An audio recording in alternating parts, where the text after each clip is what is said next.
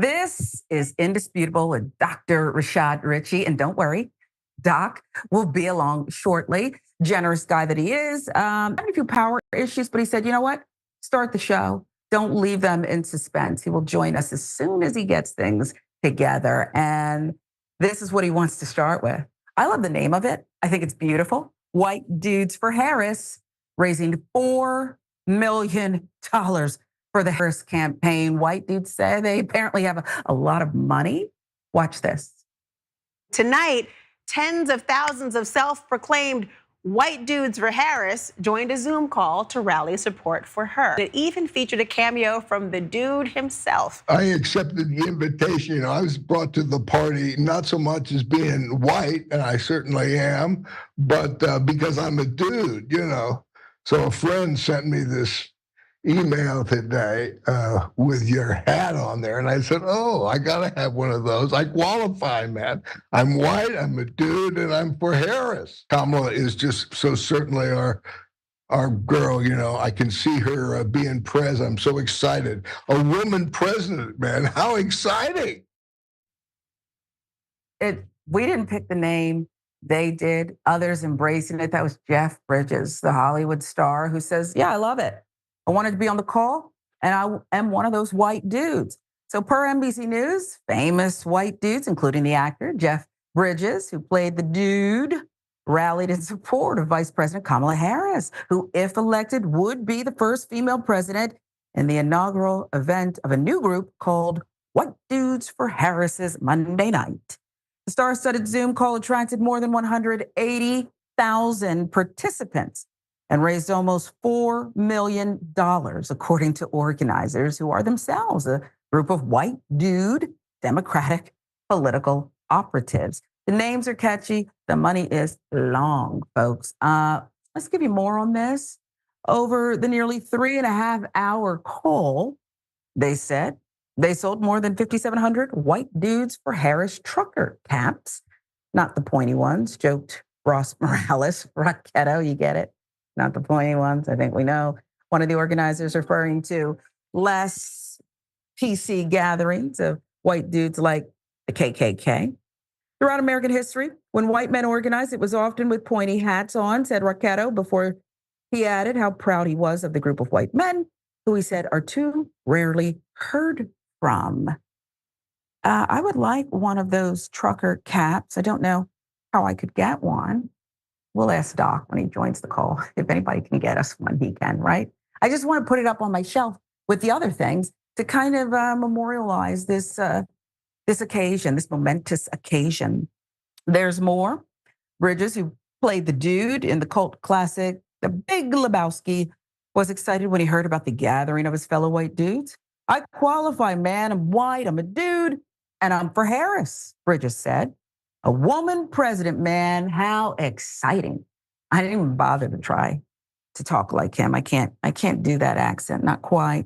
Guests included several of the white dudes Harris is considering to be her vice presidential running mate, including the Transportation Secretary Pete Buttigieg, Minnesota Governor Tim Walz, Illinois Governor J.B. Pritzker, and North Carolina Governor Roy Cooper, who has since announced he is withdrawing from consideration. He did that actually moments before that call began. The vibes are incredible, Buttigieg said. Again, NBC News filling in the details for us. Now, Walz, who has shot up the charts of progressives' favorite white dudes in recent days, as he has made the rounds on TV, said, you know what, he's thrilled by the idea of Harris beating former President Donald Trump. Make that bastard wake up afterwards and know that a Black woman kicked his and sent him on the road. And that's something that guy's going to have to live with the rest of his life, Walt said, hopefully in prison. Okay, I added that. That was not part of the quote. Trying to behave. In a world where representation matters, the white dude showed up in force. There were white dude singers like Josh Groban, Lance Bass, white dude actors like Joseph Gordon-Levitt, Mark Hamill, Josh Gad, Paul Scheer, and Sean Astin. And their white dude boss, director, and Hollywood executive, J.J. Abrams. So this is perhaps a cookout we wouldn't mind going to if, it's these white dudes And again, no pointy hats, nothing to fear here. Well, almost nothing. There was also plenty of white dudes from the world of Democratic politics, like White House infrastructure czar Mitch Landrieu, Representative Adam Schiff of California, former Senator Doug Jones of Alabama, Representative Steny Hoyer of Maryland, who pledged a $50,000 donation match. What a variety of whiteness we have here, said actor Bradley Whitford of West Wing fame. It's like a rainbow of beige. Yeah, and that's a good point because we're not all like just this flat, static color.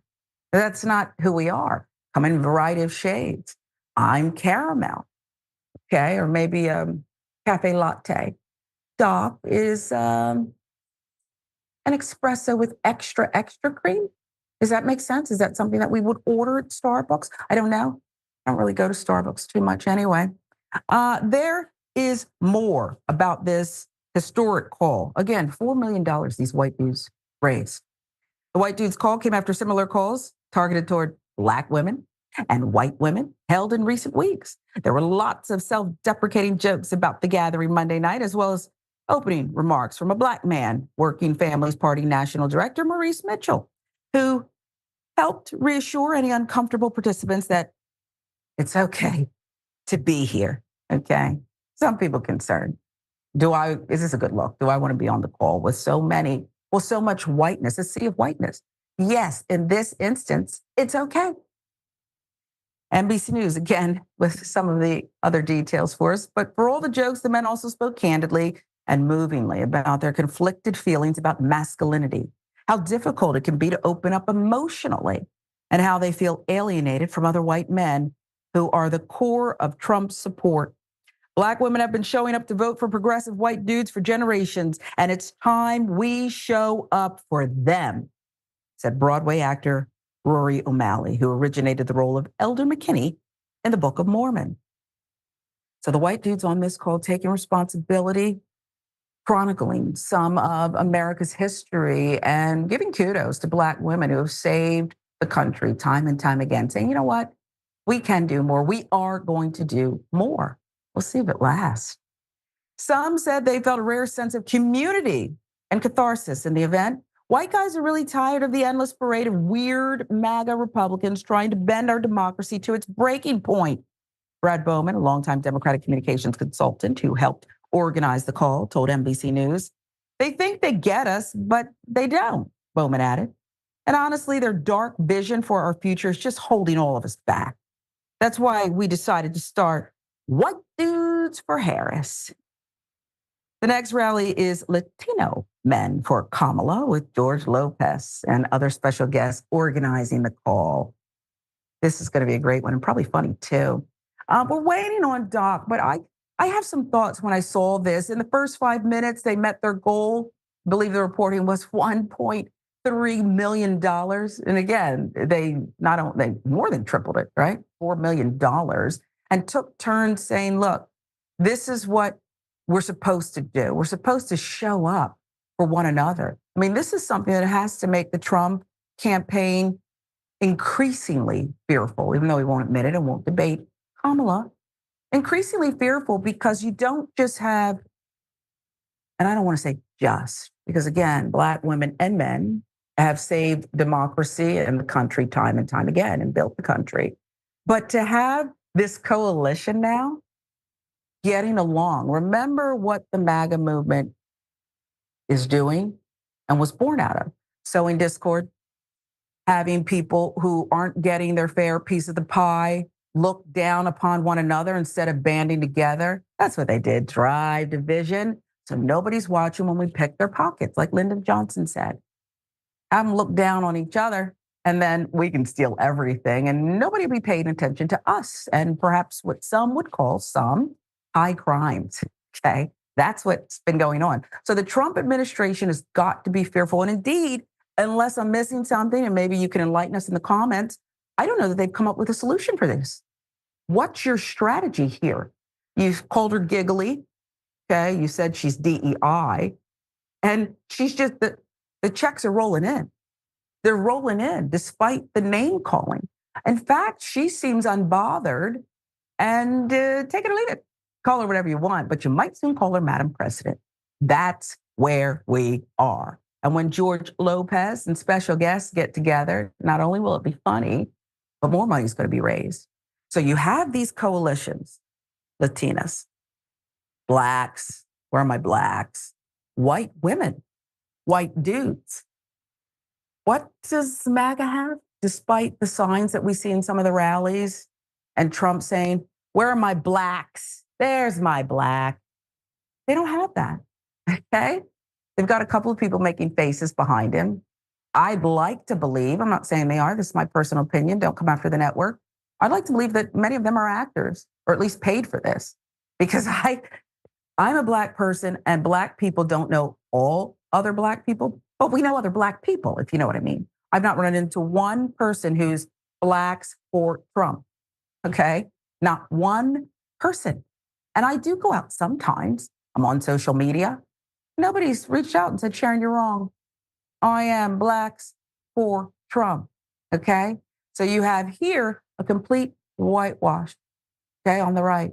And on the left, and maybe it's just window dressing for now. I get it. This isn't solving everything. This isn't solving Gaza. This isn't solving economic disparity, folks. I get it.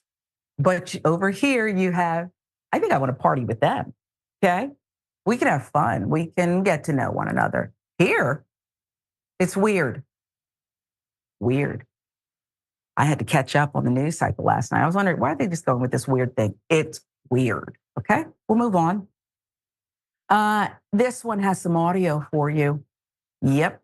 And God, every time I see this guy, I just can't stomach it after watching that body cam footage. Sharon Grayson, reprimanded for false police reports. So he's a liar too. Here's a reminder of the murder, though, of one Sonia. The body camera video reveals the events leading up to the horrific scene. What took you so long to answer the door? Oh, I was trying to put on some clothes, sir. I'm sorry. You doing all right mentally? Yes. Sure? My medicine and stuff. All right. Okay. I love y'all. Thank y'all. Inside the home, Sangamon County Sheriff's Deputy Sharon Grayson can be heard asking Sonia Massey to check on the stove. We don't need a fire while we're here. Within seconds, things become tense. Where you going? Huh? Where you going? Away from your hot steaming water. Away from my hot steaming water? Yeah. Oh, I rebuke you in the name of Jesus. Huh? I rebuke you in the name of God, I swear to God, I'll shoot your Okay, I'm sorry. Massey starts to set down the pot and apologizes.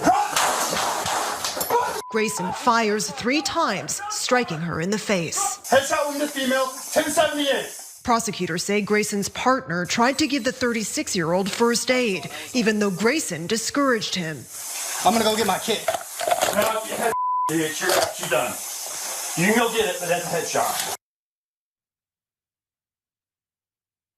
What a sicko. And you know how we know it's not an isolated incident? Normal people don't do this. Normal people, human beings don't do this. This is not a one-off. Okay. You've killed Sonia Massey, but we had to see this coming, right? We had to. Let's give you more audio. It's been released now showing misconduct of Grayson during his previous police department. 7 months on, how are you still employed by us? I don't know. Sean, do you understand what I am saying? Yes, I do, sir. And I've had this conversation with you before. If we can't trust what you say and what you see, we can't have you in our uniform. I'm calling you on your integrity. How does that make you feel? I'm learning from it. Are you angry with me for it? No, I don't. Do you understand it? Yes. I don't get angry with this because, 1, I have no experience. Before I came here, I had no experience. 2, I wasn't allowed to do this right here. I was not allowed to review my videos. This is termination. I'm getting goosebumps. This is extremely concerning. Everybody likes you. I gotta be able to trust you. Was this a purposefully done lie? No. I full-heartedly, I still believed I was on North Madison until you just pulled up Google Maps and showed me in the daytime.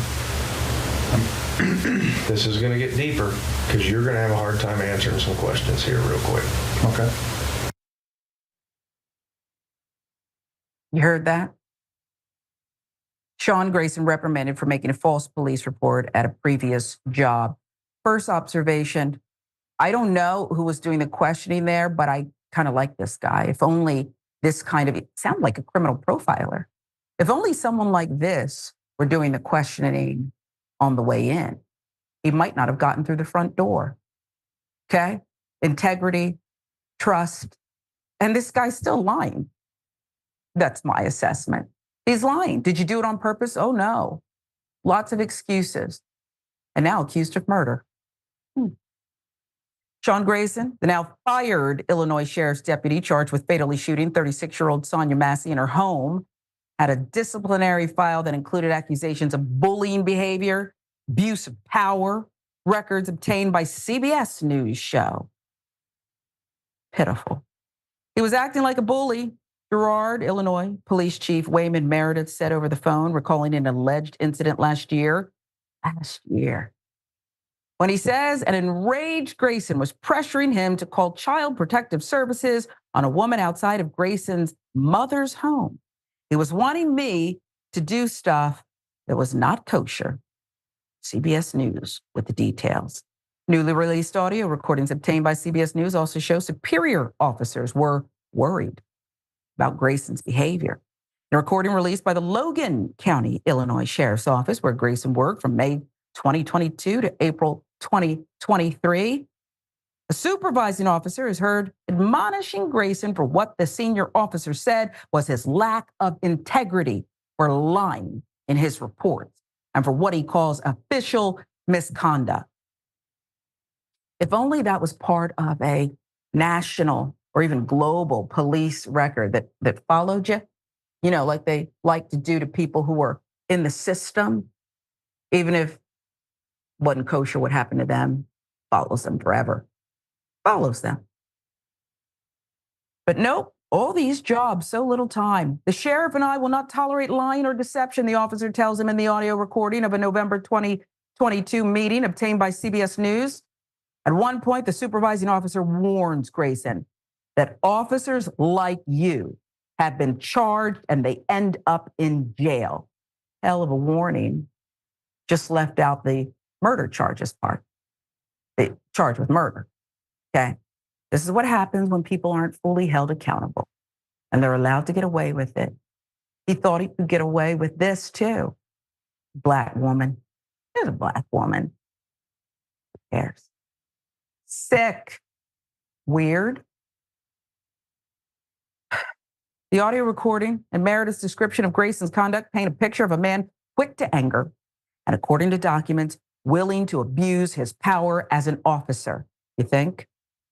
The March 2023 encounter with Meredith, in which Grayson was described as steaming mad, probably doesn't take much, was included in a multi-page disciplinary file obtained by CBS News from the Logan County Sheriff's Office. The Girard police chief was concerned enough about the incident to flag it to the Logan County Sheriff, noting that he believed Grayson had been recently diagnosed with cancer and his brother had died by suicide. Angry at the world.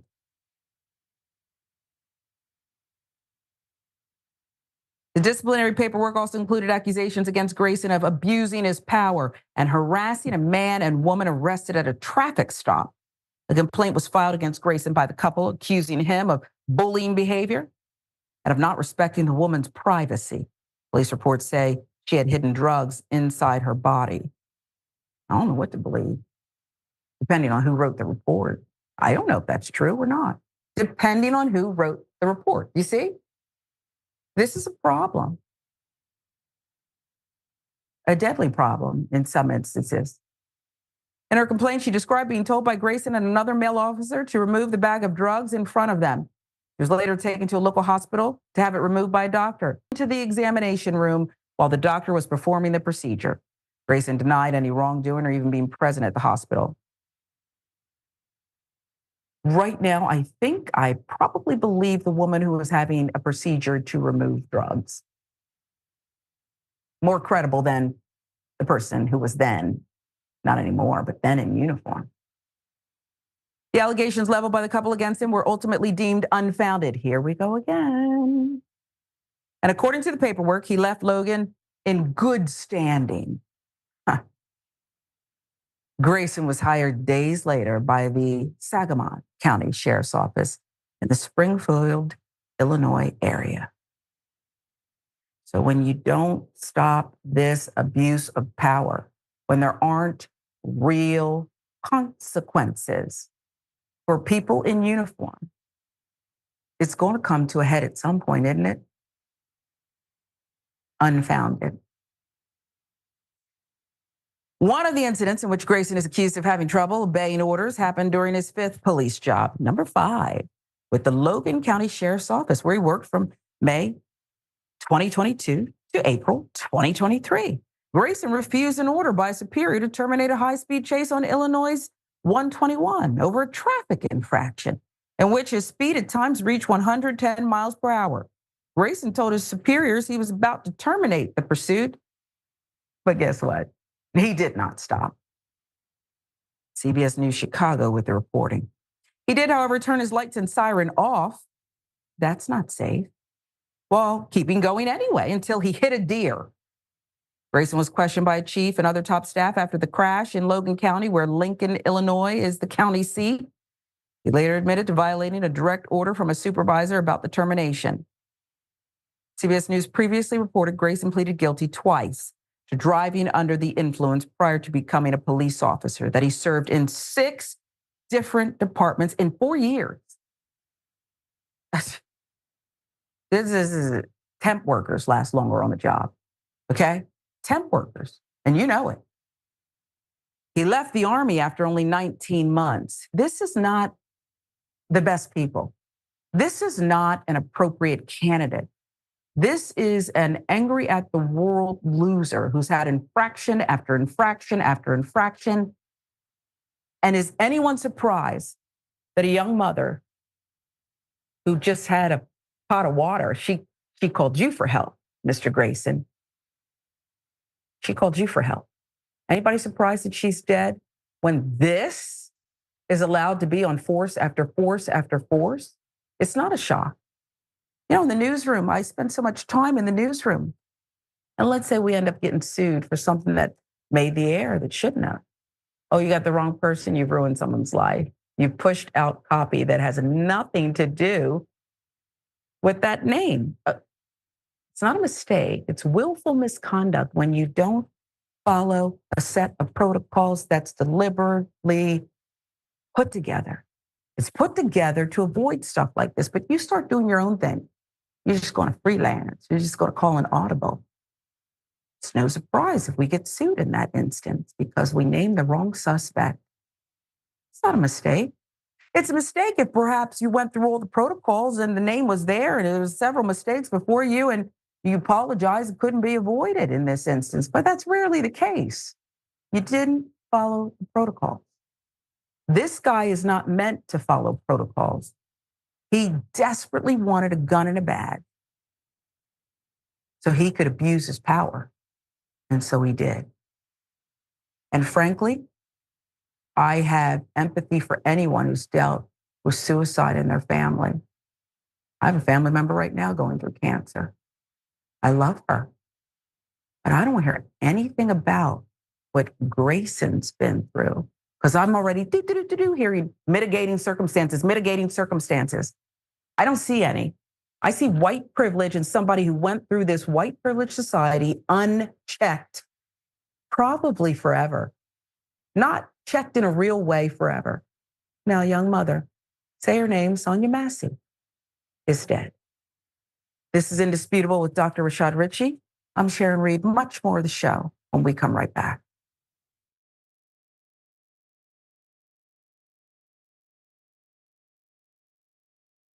You would never abuse power as retribution against anybody. Except for day one. You're not going to be a dictator, are you? I said, no, no, no. other than day one. By locking up his enemies, by breaking all the rules, the courts, yeah, right, them and what army? This country needs a dictator. I hate to say that, but it's the truth. It's the truth from the Young Turks. Americans saying they want a dictator? I'd rather have Donald Trump as a dictator for 4 years. I'm going dictator Trump for sure. How crazy will his supporters go? I'm going to be a dictator for one day.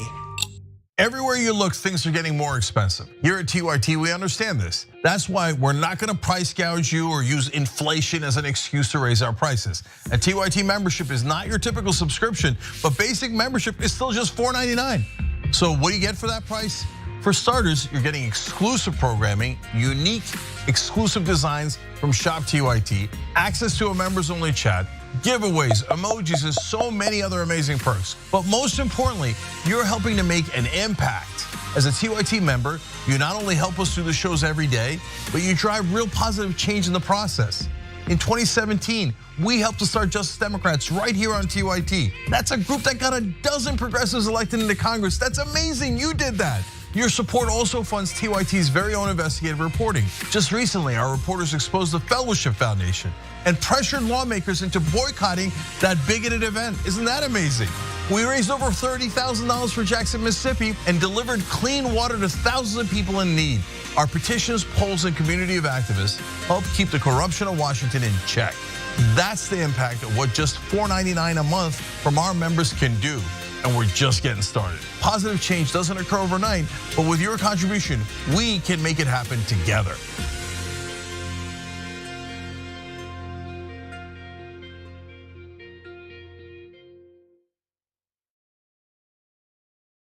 I got pulled in. They told me, hey, listen, Cenk, we're insiders. We are the establishment. People in Washington tell me that they're concerned about your tone. We think that there's a better role for you, and it's not in 6 o'clock. The problem with the mainstream media is they're desperate to get access. They don't challenge the government. They don't challenge power. We're supposed to challenge the government. That's the role of the media. Components that corrupt our politicians, I think, also corrupt mainstream media. It's really difficult for cable outlets to talk about things like income inequality, wealth inequality, when the advertisers that are funding their shows are the same corporations that want to ensure that the same system continues. People watch digital media or new media, they get a completely different message. They focus on the issues that matter or resonate more with the constituency. We need to know one thing. Is the corporate media incompetent? Corporate media, I can't hear you. Establishment press, where are you? I can't hear you. The media's position I am clear on. Everything is pro-war, so everything is just framed that way. In this case, I mean, war is inevitable, right? I mean, the defense contractors should get a couple more $1 trillion. You ready for the stunning results? Only 6% of people say they have a great deal of confidence in the press. Wakey, wakey, okay? Progressives don't like the media either. You know why? It's the corporate media. Corporate media sounds like a conspiracy. Wait. Who owns you? Multi-billion-dollar corporations, public corporations. You have to do corporate media because corporations own us. Yeah, that's how it works. Join the Dragon Squad by becoming a YouTube channel member. Click the join button below or sign up on tyt.com/join to get access to fun emojis, a member-only chat, exclusive Shop TYT designs, ad-free watching, and so many other amazing perks. Plus, you get bragging rights for being part of the coolest community on the internet and help us drive real positive change in the world. The Dragon Squad awaits, so join today.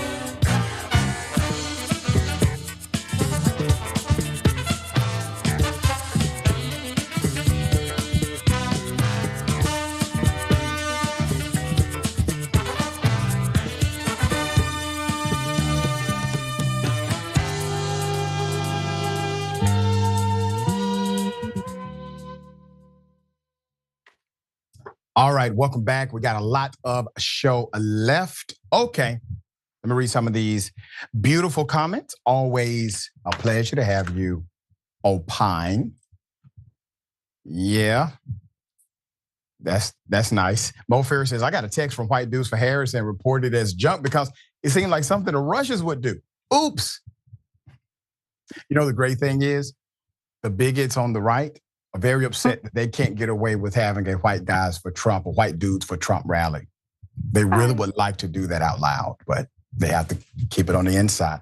Except when they go to the white supremacist rally, which is held during the same week of the Republican conferences. All right. Charles D. His leash is so long that it doesn't exist. It was a fairly favorite one involved, including his supervisors, talking about Sharon Grayson. And the sheriff does have blood on his hands, obviously. That was a bad hire up and down. C. Michael Henson, thank you, C. Michael. This should be a wake-up call for all of the MAGA portion of the right wing. There are more of us than there are of you. This is only the beginning. And it always has been that way. Remember, I said Trump never won the heart and minds of the majority of American voters. Never has he won the majority vote. So the vast majority of Americans have always said no to Donald Trump. Okay, Stoneflower, thank you so much. She's gone, but she is still holding, he is still holding his weapon pointed at her. Yes. Iris, Demonia, welcome to Indisputable. And Mikey, thank you, Mikey. I know this isn't the TLT main show, but Sharon and Dot definitely constitute a power panel. They won't stop and we won't stop either. Thank you so much. You're part of that power panel. Always a pleasure. Okay. One of the most beautiful moments out of an ugly moment I've ever seen. Let's go to Alabama. A restaurant owner uses the N-word and the white friend of the black patrons stands up in a big way. Here it is. Oh, we need a report. You called us a you called us police? Come on, Ken. Hey, you messed up, man. No, I didn't mess up. Hey, you did. Because this is their first time experience and they're friends of mine here. That was and then not, you want to make me feel bad because I sat down at the table and then you asked me if I'm going to consult with these NIG. No. Yeah, that's exactly what you said. Every one of them heard it. No, they did not. Yes, they did. It was all inside. Yes, they did. And then when I got pissed off, and you knew I was pissed, you wouldn't hide behind the bushes. No. And I walked right around there and couldn't find you. That's not right. This is their first time here. I was just bragging. Ask everyone. I was bragging how good it was to come here. And they wanted to come back until you showed your ass out here and had a problem with race. Today is my son's 22nd birthday, and he had to encounter this? Really? That's not right. You should be ashamed of yourself, man. Yeah, you should. So you know what? We're not going to have anything else to say. We're not causing problems. I'm making my point to you. These are my friends. I've known him a long time. Our first time down here, and he called all this. And when I come out, you confront me for talking to him. No, man, we're not leaving because you say, so you condone this? That's what you asked me. You condone the blacks? Ain't no condone about it. They're my friends. They're just like us. You just didn't want them in there. And I'm not for that. And you know what? As far as I'm concerned, everybody that eats in here that I know will probably never be back. Oh, this is going live. I'm posting all of this. It's a beautiful moment out of a very ugly moment, as I said.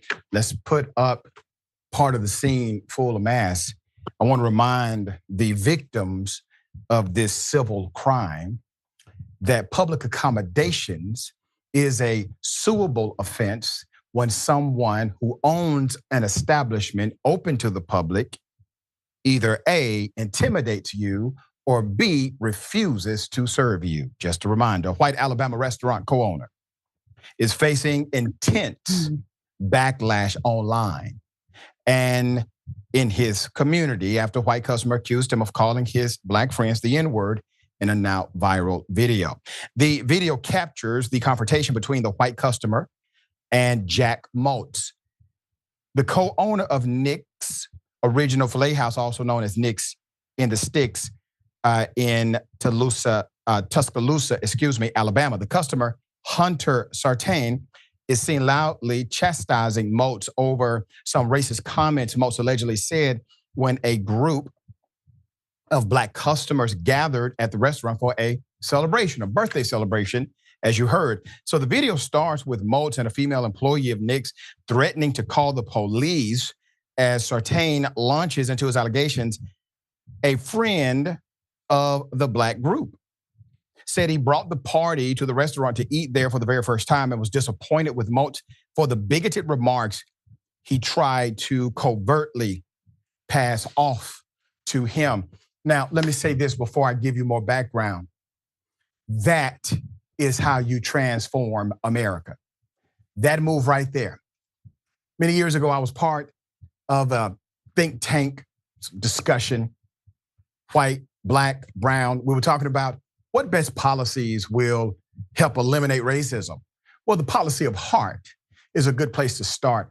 And it's when you see racism, if you are a white male, a white female, you see racism, say something. Say something every single time. Don't let people feel comfortable having those conversations with you. And you know it happens all the time. It happens in your family. It happens in your social gatherings. And in this case, it happened at a restaurant where a white owner pulls aside a white male patron and questions his allegiance, his friendship, his connection, his association with black customers that are spending green dollars at his store. There's more. In the video, Sartain said that when he sat down with the group, Moultz approached him and posed a question if he was going to sit with those N-words, quote, cause this is their first time experiencing, they're friends of mine here. And then you want to make me feel bad because I sat down at the table?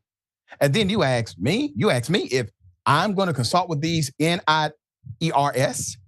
Sartain asked. No, bullish, Moultz answers back. Yeah, that's exactly what you said.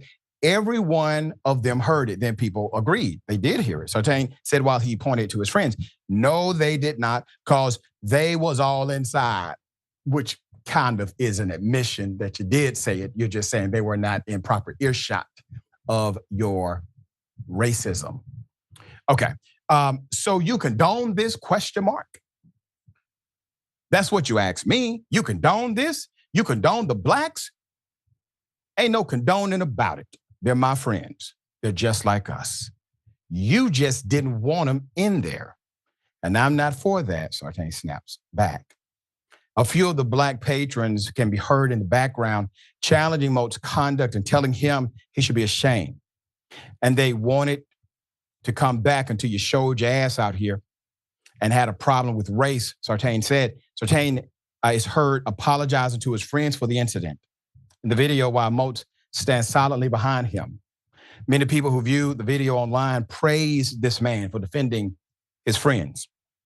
Nick's in the Sticks first opened in Knoxville, Alabama in 1939, then relocated to Tuscaloosa, Alabama in the 1950s, where it became an institutional establishment in the city, according to AL.com. The original owner, Nick Delgado, sold the steakhouse to a former Nick's employee, Lloyd Hagenbarth. Hagenbarth died in 2014, left the ownership to his widow, who has been running the place ever since alongside her husband, Moultz. The video of the confrontation led to protests and calls for an indefinite boycott from the local leaders and members of the Tuscaloosa County branch NAACP. I echo that boycott as well. Many people also left negative reviews and comments on Nick's social accounts and Yelp page. Quote, there's a long history of violence and racism behind that word. And so when you hear it, it's a trigger word. Local NAACP President Lisa Young told WVUA 23 News. Another quote, that's why we're here today. We're asking people not to patronize Nick's in the Sticks if they don't respect us. They don't need our black dollars. The whole community is outraged by what they saw and heard in the TikTok video. District 1 Tuscaloosa City Council member Matthew Wilson said, quote, in 2024, you should be able to go to any restaurant, sit down, eat, and be comfortable. We want to spend our money where we are respected. The city council president, Kip Tyner, posted an apology on Facebook that to the affected customers for the, quote, pure ignorance shown at Nick's and offered to treat the black family seen in the video to a proper birthday celebration. Let's put up the restaurant and the reviews. So the reviews on Yelp are not going well. It's pretty dire. So now they're down to a 1.7. So just in case you have an opinion about Nick's, I'm not telling you what to do, but you are welcome to go on their Yelp page and express your feelings about the restaurant directly, personally, and efficiently. All right, here we are again. Now, once again, ugly moment. There's a celebration of a young person. They have to see this, but you know what? I'm happy happened. I hate that it happened, but I'm happy that something else came out of this. That young person got to see something we rarely do. That young person got to see a real friend. That young person got to see an ally to the black community with his family. That family is probably going to be pivotal in the landscape of how race relations is dealt with in a modern context because they decided to say something. It wasn't just the friend. It was also them as well. Everyone spoke up, everyone spoke out, and regardless of race, right is right, wrong is wrong. And one of the most beautiful things Sartain said was, they're just like us. We are the same. That was the most beautiful comment. And anytime you face a bigot, many times they will be Christians and they will call themselves Christian evangelicals. They will go to church on Sunday. They will go to Bible study on Wednesday. They may be part of the deacon board. Sometimes they're even ushers on Sunday morning. And ask them, if you believe that somehow black people are inferior, do you believe that God created black folk as well? Because if you think black people are an expression of the one source, the creator, why would you believe that somehow you are better than them? Typically, these individuals have subscribed to an indoctrination rather than a religion or a faith or a spiritual belief. All right. Sharon, once again, ugly moment, beautiful moment emerges. What say you? Glad it happened too. And the way you put it is so simple, right? 1 + 1 is 2. I agree. That ally was terrific, Doc, when he said they're just like us. Tuscaloosa's come some ways from Bloody Tuesday, where blacks just wanted to integrate. They had segregation and lynchings and a lot of things. But perhaps this will get them closer to the finish line when you have citizens like this standing up. I do hope that they open a rival restaurant right next door. The reviews are terrible now for Nick's. Yeah. They were at nearly 5-star, but this is what racism does. You did it to yourself, Nick. Yep. And I have to imagine at this point, if you're seen going to Nick's right now, you're racist yourself. Uber Eats not going to go there. They're not going to pick up your order. They don't want to go there. That's right. That's right. So keep us updated, NAACP. All right, and good job, by the way. Got something for you, ladies and gentlemen. I wish Karen would. You want to call the police on them for having a barbecue on a Sunday. I feel free! Back off! I'm going to tell them there's an African-American man threatening my life.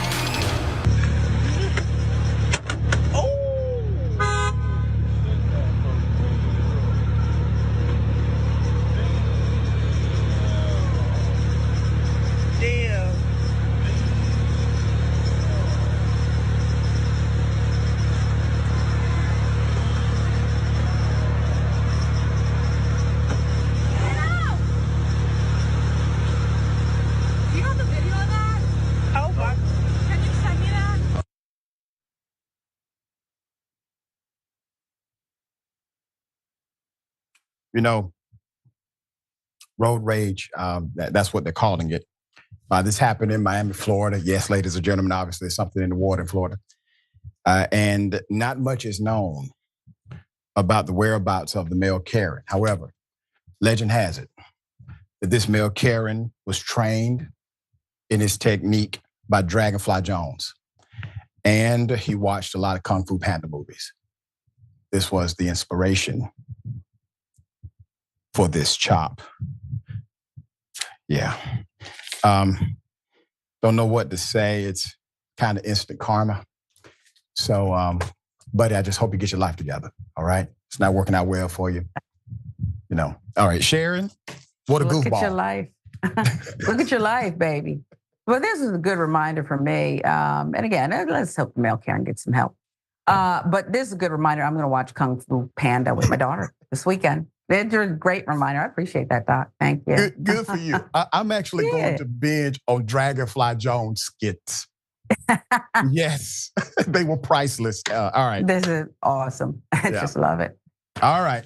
Hell of a thing. A black woman goes to a restaurant. Black woman is denied service because of attire. Here's the video, and I got more. I just wanted to get it on camera why I can't come in with what I have on. This is just too revealing at the top. But you have waitresses in here with fishnet stockings and their butts halfway. Okay, I'm telling you that we have buckled down on our dress code. It's been like this for a while now. How long is a while? Because I was just in here 2 weeks ago. Okay, well, with the same outfit on. 2 weeks ago when I was not here. Mm-hmm. So a two-piece, two-top outfit is too much with florals from H&M. The $75 outfit. Ma'am, it's not about how much it costs. I'm not it's saying about what's revealing, okay? But my breasts are not out. To cover yourself, but you don't.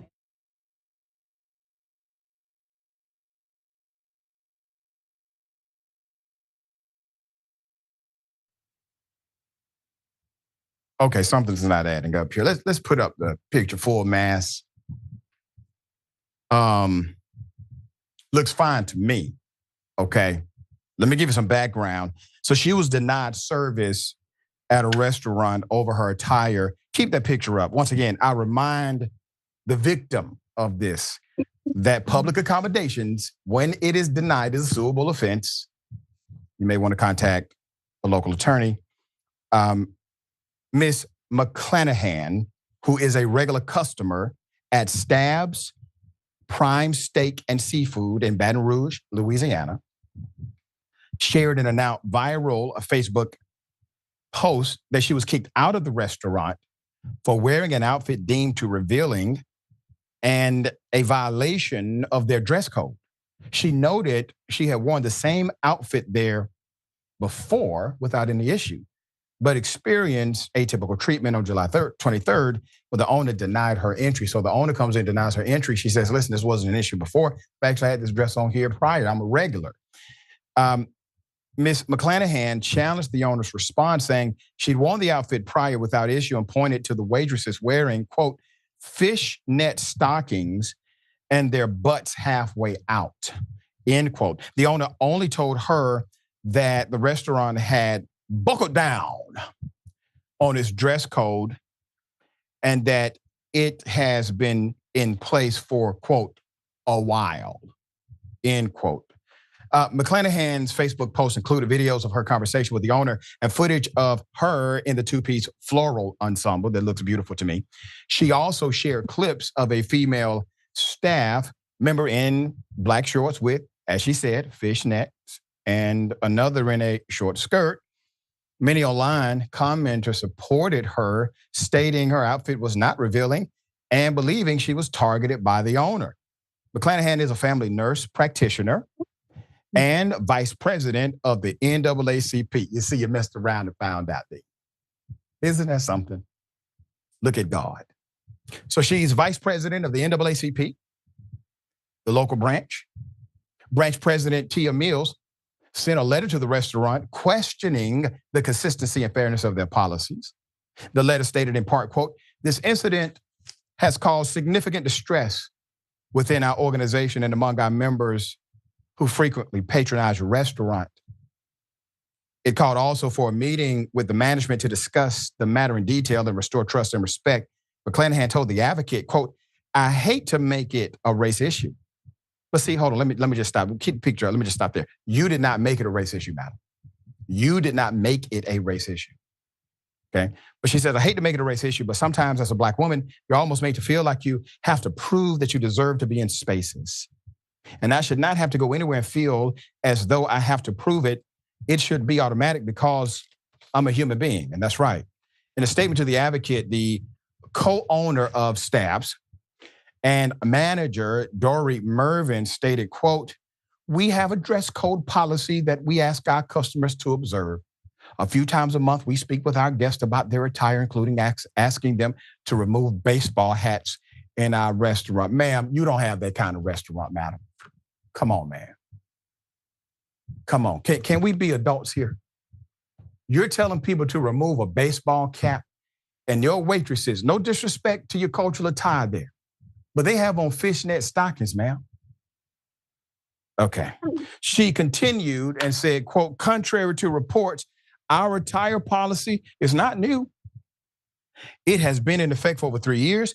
We spoke with a guest yesterday about her attire, and she pointed out that we have wait staff dressed in a manner that might not meet the standard of our attire policy. For the last several weeks, we have actually been working on a different uniform so that we are not asking a different standard for our customers than we are requiring of our staff. Got them. Listen, please call a lawyer, ma'am. I'm talking about the victim here. She just admitted she allows one party to dress a particular way while disallowing the customers, which, by the way, she is under the mandate of public accommodations. Please contact a lawyer. Let's put up the restaurant. In case you're in the area, you'll know what it is and what to avoid. On the website, the dress code policy dictates patrons should wear business casual attire appropriate for a fine dining family restaurant. That doesn't include gym wear, sweatpants, tank tops, clothing with offensive graphics or language, exposed undergarments, or revealing clothing, cut off shorts, and flip-flops, torn jeans. You did see what the wait staff had on, and this is their uniform. I'm not picking on the wait staff. I'm talking about the policy of the restaurant. Quote, if you're holding me to a certain standard for your atmosphere that you're trying to create, then why are your staff members not held to the same standard? Because also the sweet hostess, her shoulders were out, end quote. That is what Ms. McClanahan told WAFB Local News. Another quote, I find it very convenient because if that were the case, then it should have already been put in motion. It doesn't take that long to fix a uniform. That's right, it doesn't. Since the initial post went viral, the restaurant team has promoted their dishes and events on social media, but nothing about their encounter with the customer. Hundreds of comments have been written underneath their posts vilifying the team for their treatment in response to her attire. And let me say this, let's put this co-owner back up for a moment, because it's very important you understand the position you're in right now. If you continue to duck, dodge, deny, deflect from what has happened, this will follow you everywhere you go. Until you face it, acknowledge it authentically, and make remedy, you will not find relief. And this obviously is going to cause other people that you have probably targeted to come forward as well. So the longer you do this, the more people will be exposed to the information. And the more I will report on it, the more you decide to ignore it or come against the truth as if you don't know what has happened here. All right. Sharon, the lie doesn't even sound right. There's a dress code, but then none of the wait staff follow the dress code. They're in violation of the same policy. And then when you look on the website, the policy does not dissuade against what the woman who was targeted even has on. I feel badly for the woman who was, the outfit was lovely. As you noted, Dr. Rich, it was lovely. Dory, we got you, baby. Yeah. We got you, baby. This has nothing to do with the dress code. It has to do with Dory. And I believe, I'm speculating, Doc, but personal. This is my personal opinion. Black woman took her man. Okay? her man, her partner, loves Black women in a floral dress. I'm trying to tell you what it is. Stop you may be right. Dory. Sharon, we got you, baby. You've made That's all it is, Doc. Yeah. You've made these, I call them unsubstantiated predictions, but they've been right. They've been right. Feeling. Yeah. We got you, baby. Dory, we got you. All right. Okay. We got more on the other side. Stick and stay.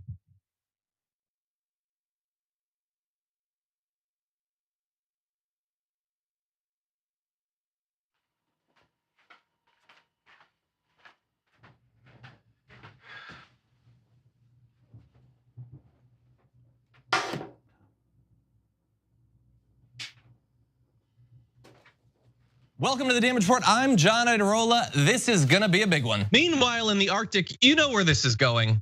You watch the Damage Report, the Arctic's on fire. Obviously, why would we be talking about the Arctic except to tell you that it's melting once again? The Republicans aren't that interested in it. I wonder why. Lift out of poverty up to 3.7 million people, including an estimated 1.3 million children. Hashtag save the children? Not if it costs money. I mean, come on. At TYT, our mission is to boldly pursue truth, challenge the establishment, and drive positive change. At a time when corporate capture of our media, our government, and our politics is nearly absolute, everyday working people need a champion to fight for them and to push back against the powerful interests that threaten our democracy itself. At TYT, we're proudly progressive and call out corruption and duplicity wherever we see it, from Republicans, Democrats, or anyone else. And unlike mainstream news media outlets, we're not beholden to corporate advertisers, to defense contractors, to Wall Street, or to big pharma. We only have to answer to our audience, and for nearly 2 decades, we've accomplished that by delivering honest, timely, and insightful perspectives on the day's news without fear or favor or concern for whose toes we might step on or which powerful elites we might offend. And while we're super serious about the news, we also manage to do it in a way that is fun and lighthearted.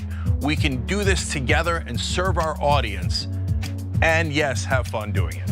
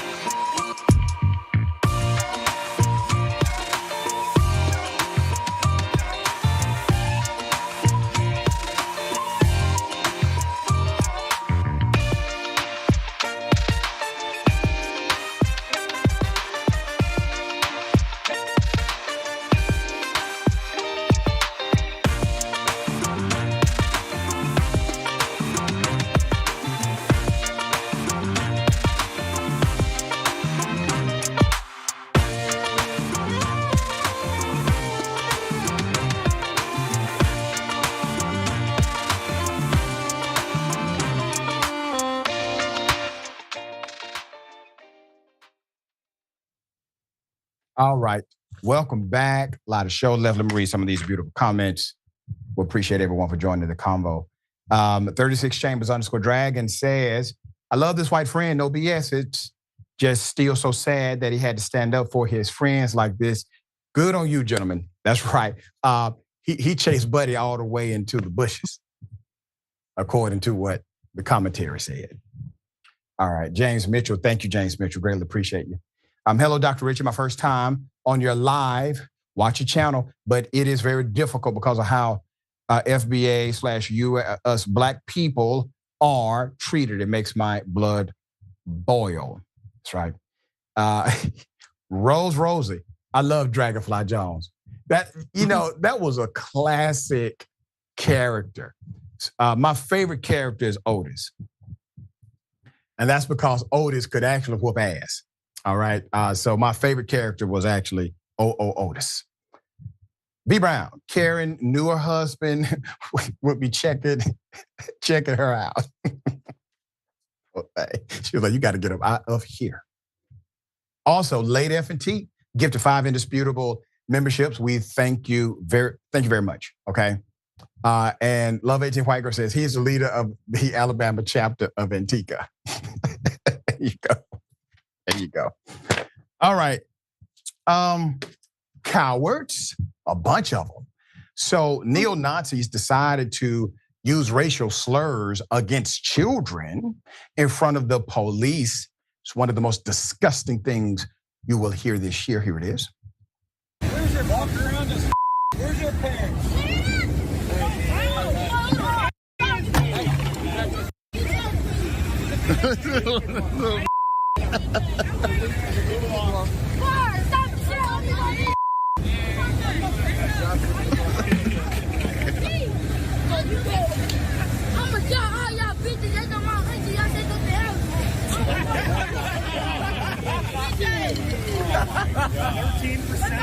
Hey, are they allowed to let these little make threats? They just making threats. Can you arrest them? Please arrest them. They have to. Hey, stop making threats. They copied even through town, everybody. The future engineers. Hey, you guys are the future engineers. Not. Future engineers have to get escorted because they're so violent. Yeah. You got a light brain, bud. God, I love little monkeys like that. It just shows how violent they are at a young age. Your frontal lobe is 2 ounces lighter, bud. Let's put it at full mass. 2 Washington lawmakers are now urging Tennessee officials to take a firmer stance against the rising neo-Nazi presence in downtown Nashville. We've been here before. This call follows the harassment of 5 Black children during a recent protest march.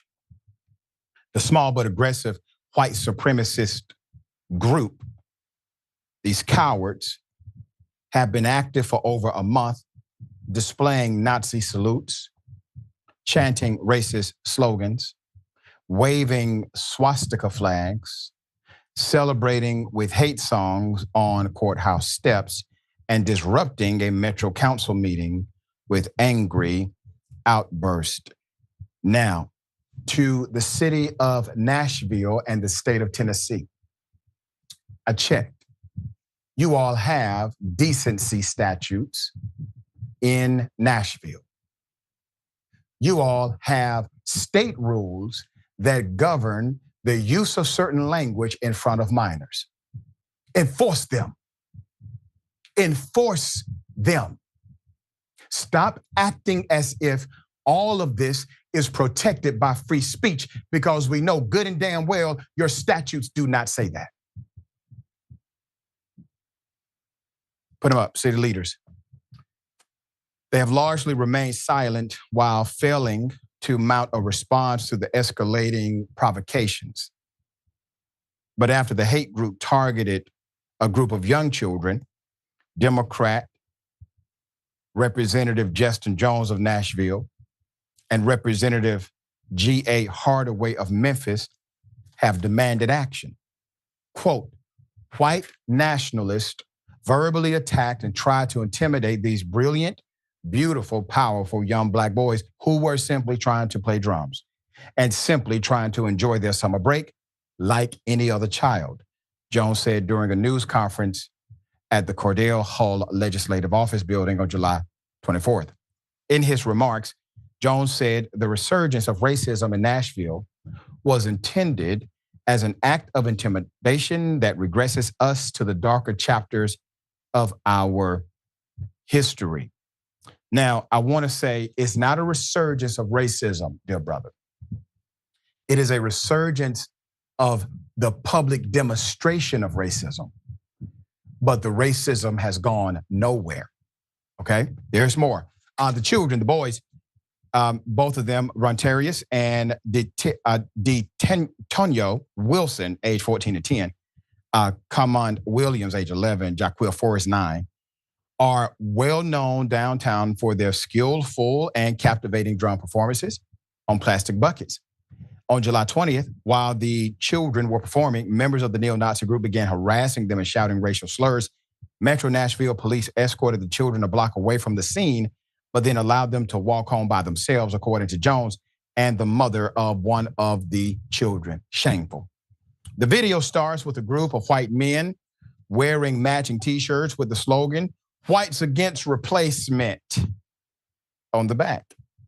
One of the men is heard asking the young boys where their parents were.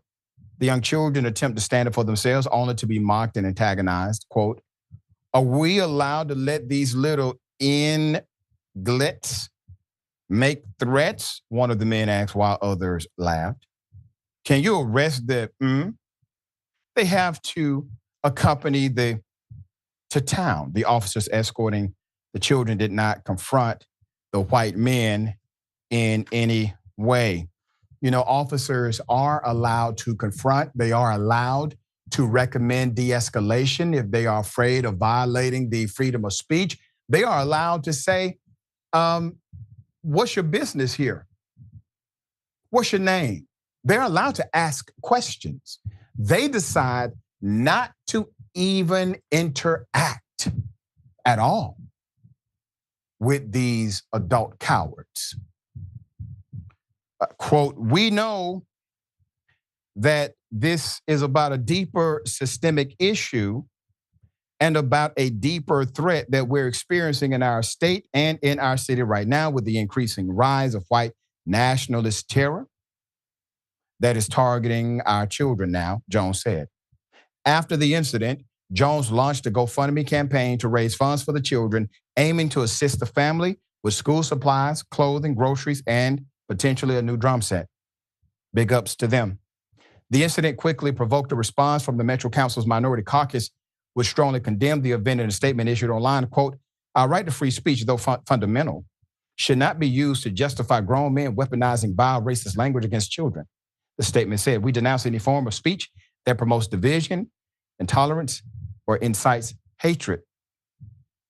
At Wednesday's news conference, Ashton Lee, Forrest's mother, and a close friend of the other three boys' mother delivered an address that was extremely on point. Quote, it wasn't right, she said.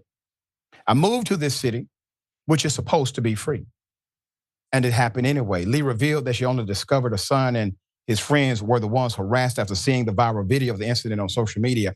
It just broke my heart, she said. Lee said the boys have not gone outside to play since the incident. Quote, it makes me feel some type of way. But I tell the boys that all the white people are not the same, she said. They feel like everyone is against them, but they're not. She said no other Tennessee lawmakers have contacted her, describing their silence as hurtful. Everything y'all are doing is hurtful, she said. Please show the children you care and figure out what y'all can do to help these kids. Hardaway called the neo-Nazi group disgusting and deplorable and emphasized that he was not surprised by what was happening. To have grown men bully and attempt to intimidate little children is outrageous. In this day and time in Nashville, Tennessee, he said, there is a climate that's been created by the vitriolic dialogue that's going on in the political arena in particular, and we've got to tone it down. He continued, those who support white supremacy, we're going to call you out. And I want to remind everyone, we didn't get here with 8 years of President Obama. We got here after 4 years of Donald Trump. You give Donald Trump power again. Understand what kind of country you are creating. The DNA of America, yes, is rooted in racism, bigotry, and corruption. Deal with it. But the nature of the nation does not have to be the nurture of the potential that this nation can be. You can nurture beyond the nature. Yes, the DNA is set. It is there. But enterprises, systems, governments come down to people. These systems are able to transform because of the people who run them. Get good people in, you get a good system. There's more. Video of the incident prompted a flood of strong reactions on social media, with the overwhelming majority of voices condemning the actions of the hate group. If racist punks must one day taste their own medicine. Nashville is really regressing, sad to see, added another. Some voices said the group of disenchanted white men should pick on someone their own size. Quote, that's just big tough guys treating little kids like that. I bet you won't approach their fathers with that same energy, said one. Another, grown men bullying kids is not okay regardless of race. And then a quote, I can assure you, those people are not Trump voters, LOL. Still, there were some voices who tried to excuse the extreme racism as free speech rights. One commenter, soy_proud, said, quote, I just don't see none wrong. All I see on both sides is freedom of speech. Amen. The person wrote while noting, and that's coming from a colored person, but 100% American. One person said, asked why hateful behavior is protected under the Constitution.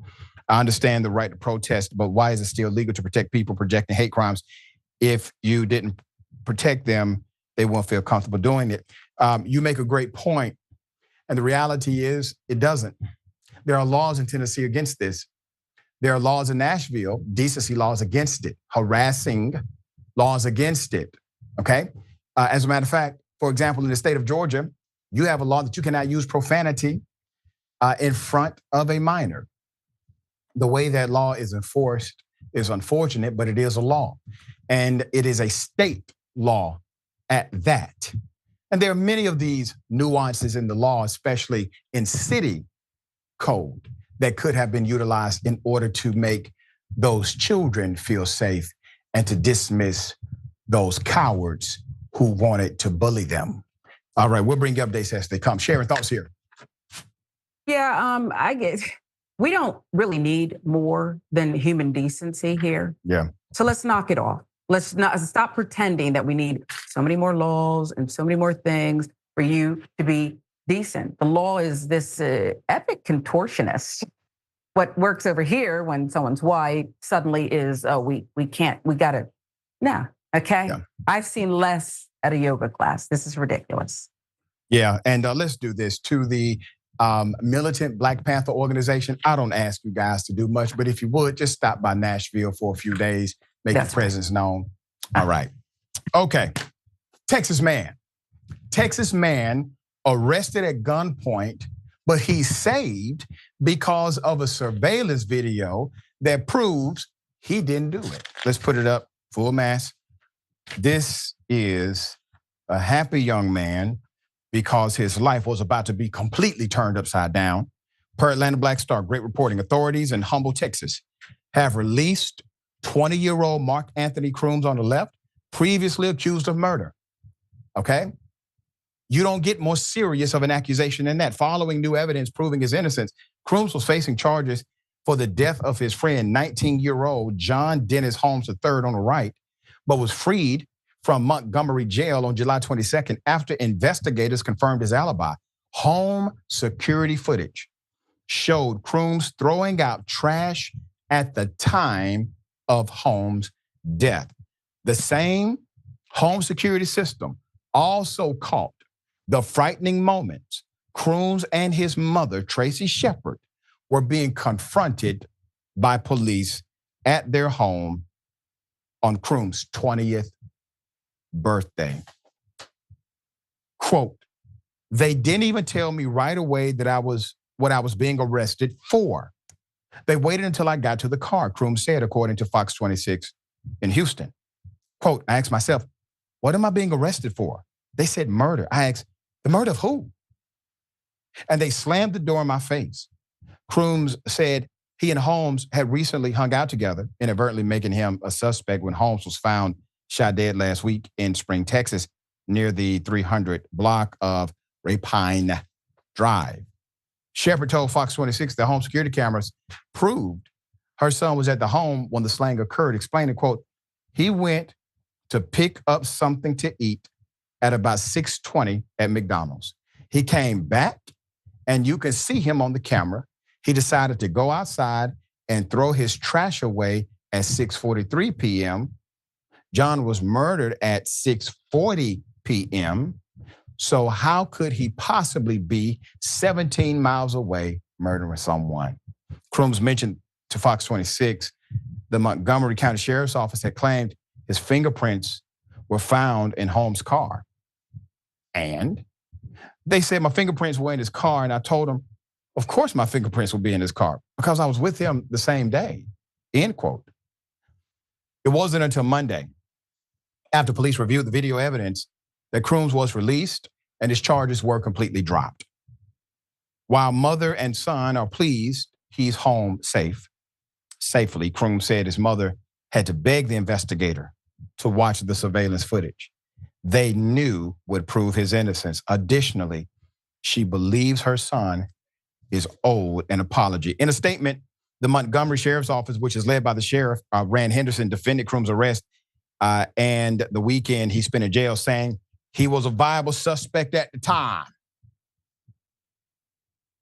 The statement read in part, an arrest warrant was issued based on probable cause established during the early stages of the investigation. This development highlights our unwavering commitment to conducting thorough and fair investigations. The integrity of our investigative process is paramount, and we remain dedicated to transparency and accountability in all of our operations, end quote. Authorities said the investigation into the death of Holmes remains ongoing. Most importantly, Shepard prays Holmes' family receives justice. Quote, I'm just hoping and praying to God his mama gets closure and they find John's killer. Anyone with information about the case has occurred to contact Montgomery County Sheriff's Office, 936-760-5800, option 3, to provide information anonymously. You can call the Multi-County Crime Stoppers at 1-800-392-STOP and refer to the case number on the screen. So what happened here? Not investigative prowess, not thorough police work. They find fingerprints in the car. I'm sure they found other fingerprints inside of the car. It's a damn car. So they find fingerprints and they probably say, wait a minute, these fingerprints come back to a young black male. That's it. He did it. And hell, if he didn't do it, we can make it seem like he did. But his alibi was so iron, solid, they could not argue. And as you heard, the mother had to plead, had to beg the detectives to review the surveillance video connected to the security system before they let him go, which goes to their actual motive. Not justice, but to pin the murder on the nearest black body they can. And he fit the bill. Now, what if the young man never took the trash out? What if he wasn't a diligent human being, taught very well by his mother? What if he didn't take the trash out that day? What if there's no surveillance other than the mother saying, but my baby was at home? Do you know how many times that alibi has not been respected in the court of law? Because they would say, well, she has a special interest in saying this, so we're going to discount it. We're going to limit the impact of this alibi. But the camera did not lie. Very thankful that this happened. I do not believe this investigation was thorough. If it was thorough, you would have investigated the fingerprints, plural, that were in that car all in the same fashion, but I don't think that ever happened. All right, Sharon, thoughts here. Again, the Innocence Project does great work, Dr. Ritchie. Not necessary. Stop doing this. It is so clear what's going on here. Yeah. Look at your life, America. It's so extreme. But once again, the young man took the trash out at basically the exact time this killing happened. And he told the authorities. Yeah, told the authorities, hey, of course my fingerprints in the car. I was with him earlier. All right. Well, this happened. So Trump speaking at a black journalist event causes significant backlash. Here it is. What a stupid question that is. What a stupid question. But I watch you a lot. You ask a lot of stupid questions. On the campaign trail, you called yourself a nationalist. Some people saw that as emboldening white nationalists. Now people are also saying I don't know why you'd that say the that. president. It's such a racist There are question. some people. The same thing with April Ryan. I watch her get up. I mean, you talk about somebody that's a loser. She doesn't know what the hell she's doing. Are you going to include the Congressional Black Caucus and the Congressional Well, I Hispanic would. Caucus? I tell you what. Do you want to set up the meeting? Do you want to set up the meeting? No. Are they friends of yours? I'm just a reporter. So he tweeted this late on Friday night. He said, LeBron James was just interviewed by the dumbest man on television, Don Lemon. He made LeBron look smart, which isn't easy to do. I like Mike.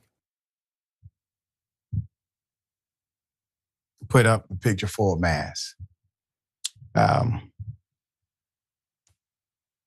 a member of the National Association of Black Journalists. I know I'm not as active as I should be, but I do pay my dues every year. I'm just asking, please, next time, can you just invite me? Just let me get in the room. You don't even have to give me a speaking part. I'll just speak up a damn self. I don't even have to actually have a real speaking role. Donald Trump set to take part in a Q&A with Black political journalists as part of the 2024 National Association of Black Journalists Convention and Career Fair in Chicago. The news has created a furious backlash on social media with a number of prominent Black journalists saying what to this move. The event will be held on July 31st, the convention's opening day, and the talk will be moderated by Rachel Scott, Harris Faulkner, and Kadia Goba. So Faulkner, as you know, is with Fox News. Okay. Roland Martin would voice his displeasure online. Roland said, quote, "It is an abomination that the NABJ leadership is allowing Harris Faulkner to participate in the panel questioning Donald Trump. Her network is 100% in the tank for Trump.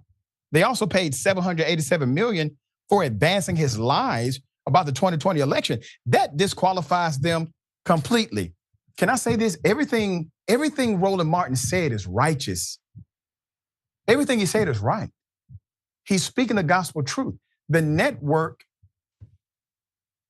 advanced the lies, had to pay a bunch of money, naturally, in an authentic journalistic venture. This is not acceptable. There's more. Karen Hunter also went on the record. Karen Hunter, who is a great friend of mine, ally, and my boss at Sirius XM Radio. Karen Hunter said, "We watched the same man not answer questions honestly for 4 years and beyond. What new will be gleaned? He is a serial liar and gaslighter. And good journalists realize that your first duty is to the public. Why magnify the lies? Make it make sense." CBS sports analyst Ashley Nicole Moss wrote, "Extremely disappointing from the NABJ. This is supposed to be a safe place for Black journalists to connect, network. It's a space to uplift current and upcoming journalists, to remind each other that we belong. He has absolutely zero business being in a room like that or this." Amicia Cross, a Democratic strategist and political pundit, tweeted, quote, "The same Trump that attacked Black journalists from the stump, the same Trump who was attacking DEI, can't get ahead of his own racism and sexism. And the guy who wants to dissolve journalism as we know it, that's who is speaking at the NABJ 24 with record attendance. Come on, y'all." Had another one. Collins pointed to the history of Trump in the NABJ past years. He was invited in 2016 and chose not to honor the invitation. Hillary did. He did not show in 2020 either. My question is, when and why did he decide he would show up now? Because him scared. That's why. Okay, it's a different campaign now. April, let's put it up. So, media strategists created the Oscar So White movement. As you remember, the hashtag Oscar So White movement, tweeted at NABJ chair, Tia Mitchell, directly, quote, "This is the way 45 is touting his appearance before NABJ this week. Was this what you wanted, Tia Mitchell? He is already lying and he isn't even in Chicago yet. This is our legacy." Okay. And before setting her X account on private, Tia Mitchell would respond to some of the criticism. "I helped make this call, and it's in line with the invitations NABJ has sent to every presidential candidate for decades, but continue to go off on your feed. I'll continue to work to create opportunities for journalists to interview the potential next president." Roland Martin posted that Mitchell blocked him I would comment on the NABJ person involved in this Donald Trump invite, but Tia reports has blocked me. Looks like I'll be joining the NABJ political task force. Karen Atia, who would resign in protest as the NABJ co-chair after not being consulted on the decision to invite Trump. I have decided to step down as co-chair from this year's NABJ 24 convention in Chicago. To the journalists interviewing Trump, I wish them the best of luck. For everyone else, I'm looking forward to meeting and reconnecting with all of you in the Windy City, okay?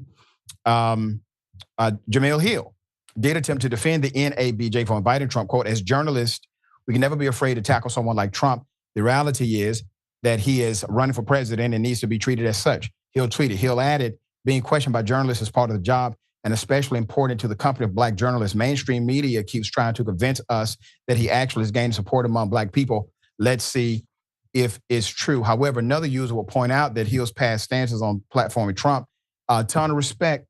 This is a quote from our dear sister, Ms. Hill. Ton of respect for Chris Wallace, but he's wrong here. It's journalistically irresponsible to give a platform to known liars, she said.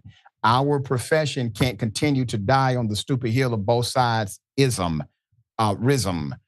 Big liars are using TV bolster their message. We're contributing. End quote. Back up for a moment. Let's just back up for a moment. I actually don't have an issue with the Q&A. I don't have an issue with the Q&A. I have an issue with the way he's allowed to basically promote it. I have an issue with the lack of response for that promotion. Call him out on his lies prior to getting there, okay? Because of somebody else of prominence lied and misrepresented what they were and how they were being summoned or invited, there should be a response, and there would be a response. So Trump is a known liar, yes. As far as Roland Martin's point, especially about the Fox News host, that's on point. How in the hell did that happen? That could be connected to why he gets the invite, because his campaign is extremely restricted about things like this. And so I can clearly see them saying, well, we won't do it unless there's a Fox News host on the panel, et cetera, et cetera. The bottom line is, if you get the man in the room, ask him real questions. Don't let him swivel out of them. And if he starts with that mess, you give him back the energy required in order to get to the truth, and all will be well. I think there's this sentiment that possibly he's going to be allowed to steamroll, and I know better than that, but maybe to the Fox News host. But I know better than that as it relates to the other journalists on the panel. And to one of Roland Martin's point, you do need, in my opinion, at least a Black male on this panel. I think that would have been fitting to have at least one Black male there. Have Roland comment. All right, okay, Sharon, thoughts here. How about have a member of the Black press there, NABJ? I got a problem with all of it, okay? Yeah. Fox News is nothing but propaganda. That's what they do. They tell lies. And here you are, journalism, what you're claiming to be anyway, association. And this is what we're doing here. Not a single member of the Black press on it. I love Jamel Hill, but she's wrong here. It's not about confronting tough issues or difficult people. He's about lies. So unless we want Jerry Springer to be reincarnated here, there's nothing really to happen here, Doc. I'm disgusted. Ken Lemon, the president, should resign, and Tia Mitchell of the AJC, Atlanta Journal-Constitution, you can have several seats, okay? You can have several seats, and stop blocking people. Yeah, it kind of counters the argument of we should talk to everybody. That's right. All right, okay. All right, we'll see. I'm sure a lot of the members and leadership of the NABJ will email me after this segment. I welcome it. All right, Sharon, always a pleasure having you on the program. Tell people how they can follow you, check out your great work. Appreciate you always at Sharon Reed Live across all platforms. I have a new podcast, The Co-Parent Trap. You can check out my page on YouTube and also in the Black Network. And don't forget Rebel HQ. Love what I'm doing here with TYT. Thanks, Doc. I love it. The Co-Parent Trap. I love it. Right. I love it. I love it. I love it. Please check it out. You involved with someone who's high conflict? Woo. Please join us. That's going to be hot. All right. Always a pleasure. Remember, take care of yourself. Take care of each other. Take care of the planet. Remember, the truth is always indisputable.